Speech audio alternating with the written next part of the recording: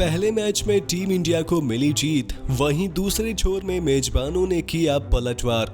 एक बार फिर बाएं हाथ के तेज गेंदबाज के खिलाफ झलकी भारतीय बैटर्स की कमजोरी और इस बार वेस्टइंडीज के ओबिड मैकॉय के सामने ढेर हुई भारतीय बल्लेबाजी, जिसके बाद विंडीज ने टी20 सीरीज में जीत के साथ की वापसी और 5 मैचों की सीरीज में की 1-1 से बराबरी।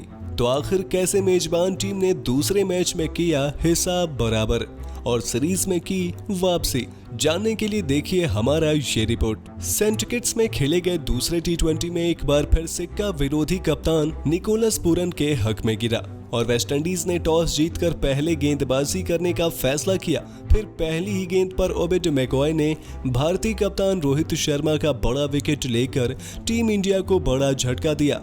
मैकॉय ने पहला ओवर मेडन निकाला और भारतीय टीम पर दबाव बनाना शुरू कर दिया।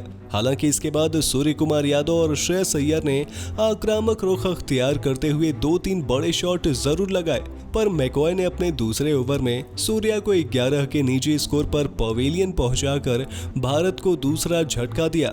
वहीं इसके बाद श्रेयस भी 10 रनों का योगदान देकर चलते बने।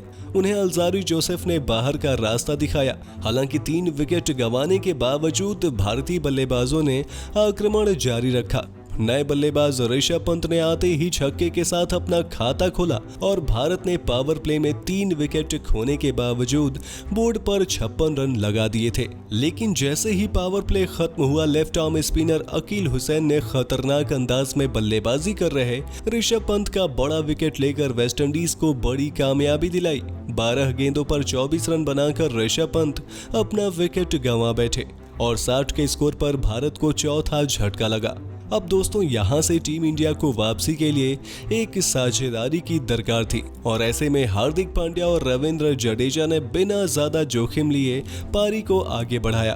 दोनों ही बल्लेबाजों ने एक साझेदारी बनाने की कोशिश की और 13वें ओवर में भारतीय टीम का स्कोर 100 रनों के पार पहुंच गया। यहां तक मुकाबला बराबरी का नजर आ रहा था। हार्दिक और जडेजा दोनों सेट हो चुके थे और तब ऐसा लग रहा था कि टीम इंडिया बोर्ड पर एक सम्मानजनक स्कोर खड़ा कर लेगी। लेकिन अंतिम ओवर में कैरिबियाई गेंदबाजों ने मैच का रुख पूरी तरीके से मोड़ दिया। जेसन होल्डर ने 14वें ओवर में हार्दिक को आउट कर इस साझेदारी का अंत किया। 31 रन बनाकर सेट हो चुके हार्दिक पांड्या अपना विकेट गंवा बैठे और 104 पर आधी भारतीय टीम पवेलियन लौट गई। अब यहाँ से सारी जिम्मेदारी जडेजा और कार्तिक के कंधों पर आ चुकी थी, लेकिन दोनों ही बल्लेबाज इस मुकाबले में कोई खास कमाल करने में कामयाब नहीं हो सके। जहां जडेजा 30 गेंदों पर 27 रनों की धीमी पारी खेलकर मैकॉय के तीसरे शिकार बने, वहीं कार्तिक भी केवल 7 रन करके मैकॉय के चौथे शिकार बने। अंत में अश्विन ने 6 गेंदों में 2 चौके की मदद से 10 रन बनाए, लेकिन वो भी मैकॉय की जाल में फंस गए और बाएं हाथ के तेज गेंदबाज ओबिड मैकॉय ने भारतीय बल्लेबाजी को ध्वस्त करके रख दिया। उन्होंने 4 ओवर में 17 रन देकर 6 विकेट झटके और एक बार फिर बाएं हाथ के गेंदबाज के सामने भारतीय बल्लेबाजों की कमजोरी साफ झलक गई।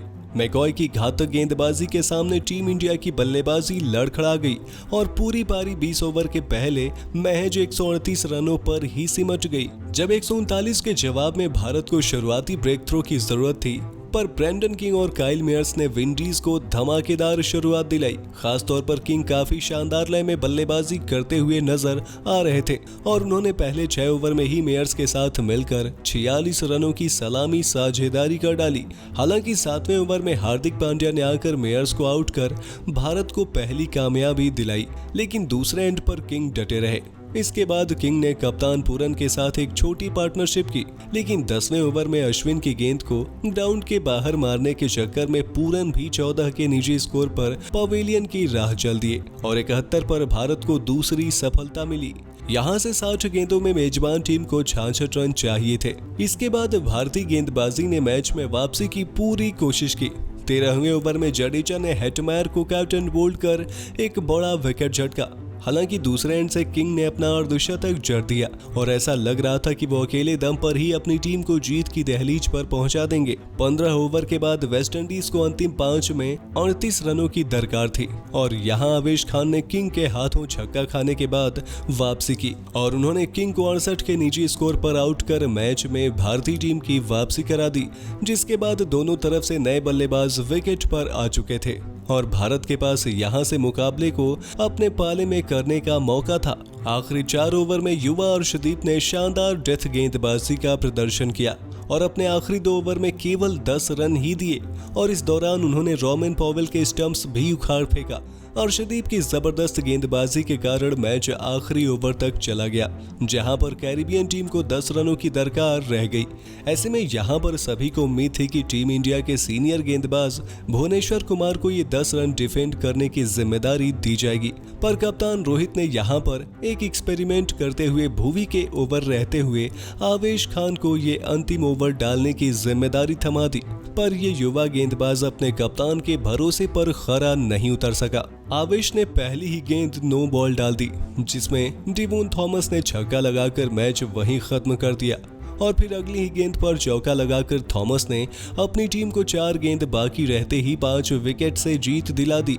वेस्टइंडीज के विकेटकीपर ने 19 गेंदों में नाबाद 31 रन बनाए थे और अंत तक खड़े रहकर अपनी टीम को फिनिशिंग लाइन पार करा दी, जिसके बाद दूसरा मुकाबला जीतकर वेस्टइंडीज ने 5 मैचों की सीरीज में 1-1 की बराबरी अब कर ली है। तो दोस्तों, आपके हिसाब से भारतीय टीम की हार की सबसे बड़ी कारण क्या रही? अपने जवाब कमेंट बॉक्स में कमेंट करके जरूर बताइए और क्रिकेट से जुड़ी सारी शानदार खबरों के लिए क्रिकेट इन इंडिया को जरूर सब्सक्राइब कर लें। वीडियो अच्छी हो तो इसे लाइक करना बिल्कुल ना भूलें।